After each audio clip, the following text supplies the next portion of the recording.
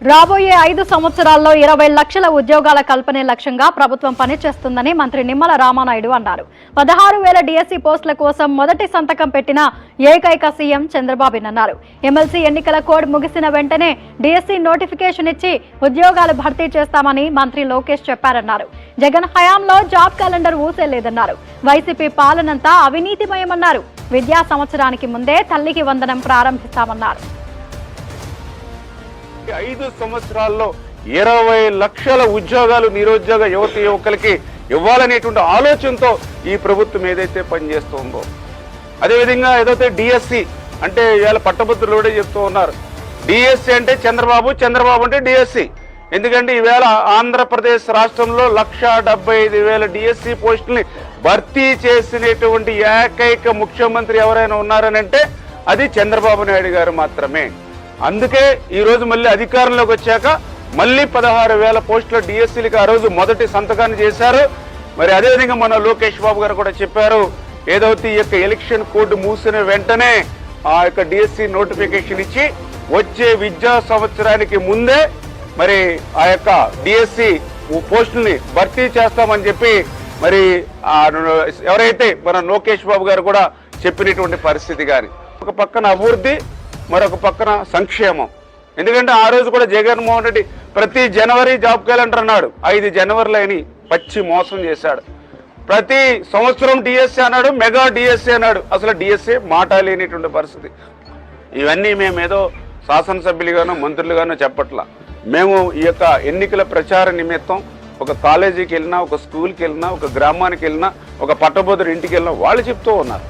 వంశీ ఎవరైతే మీ అందరికీ తెలుసు, వల్లభనేని వంశీ అంటే ఈ ఆంధ్రప్రదేశ్ రాష్ట్ర ప్రజలకు ఎవరు గుర్తొస్తారు? ఎందుకంటే ఒక అరాచకత్వం గుర్తుకొస్తుంది, ఒక గోండాయిజం గుర్తుకొస్తుంది, ఒక రౌడీయిజం గుర్తుకొస్తుంది, ఒక అవినీతి మరి ఏదైతే ఆయన శాండ్ కానీ మైన్స్ కానీ ఏదైతే మాఫియా ఉందో అవి గుర్తుకొస్తాయి.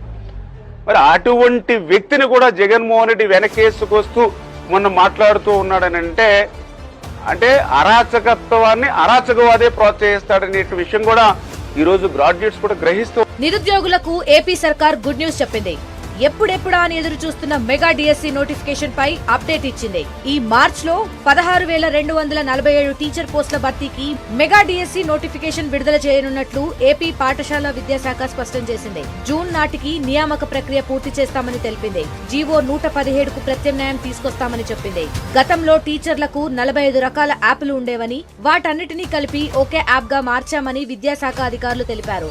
అంతేకాకుండా త్వరలో టీచర్ల బదిలీల చట్టం తీసుకురానున్నట్లు తెలిపారు.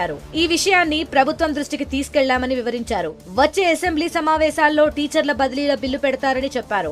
వీసీల నియామకం పూర్తయ్యాక అన్ని యూనివర్సిటీలకు ఏకీకృత చట్టం అమలు చేస్తామన్నారు. ఇక మార్చ్ లో మెగా డిఎస్సి నోటిఫికేషన్ ఇచ్చేందుకు ప్రణాళికలు రూపొందిస్తోంది విద్యాశాఖ. ఎలాంటి న్యాయపరమైన చిక్కులు లేకుండా ఉండేలా జాగ్రత్త పడుతోంది. 16,247 ఉపాధ్యాయ పోస్టుల్లో స్కూల్ అసిస్టెంట్లు 7,725, సెకండరీ గ్రేడ్ టీచర్లు 6,371, trained graduate teachers 1,781, post graduate teachers 286, వ్యాయామ ఉపాధ్యాయులు 132, ప్రిన్సిపాల్స్ 52 పోస్టులు ఉన్నాయి. రాష్ట్రంలో ఉపాధ్యాయ నియామకాలకు సంబంధించి దీర్ఘకాలికంగా నోటిఫికేషన్ రాలేదు. దీంతో పెద్ద సంఖ్యలో అభ్యర్థులు ఈ మెగా డిఎస్సి కోసం ఎదురు చూస్తున్నారు. ఈ నోటిఫికేషన్ పై అభ్యర్థుల్లో ఆసక్తి నెలకొంది. ఇక సిలబస్, పరీక్షా విధానం, అర్హత ప్రమాణాలు, దరఖాస్తు ప్రక్రియ వంటి వివరాలను ప్రభుత్వం త్వరలోనే విడుదల చేయనుంది. మరిన్ని వీడియోస్ కోసం ఛానల్ ని సబ్స్క్రైబ్ చేయండి. లేటెస్ట్ అప్డేట్స్ కోసం వాట్సాప్ ఛానల్ ని ఫాలో అవ్వండి.